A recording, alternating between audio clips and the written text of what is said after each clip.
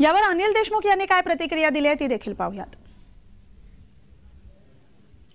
आज निवडणूक आयोगाने आदरणीय शरद पवार साहेब यांचा जो पक्ष होता राष्ट्रवादी काँग्रेस पक्ष व त्याचं जे चिन्ह होतं घड्याळ, हे दोन्ही पक्षांनी चिन्ह काढून अजित पवार गटाला निवडणूक आयोगाने दिलं।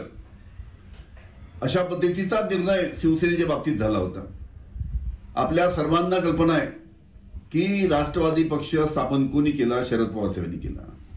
इतके वर्षापासून राष्ट्रवादी काँग्रेसचे अध्यक्ष कोण आहे? शरद पवार साहेब आहे। पण अशा पद्धतीनं वरच्या दबावाखाली निवडणूक आयोगाने असा जो निर्णय दिला, हे एका अर्थानं लोकशाहीची हत्या आहे।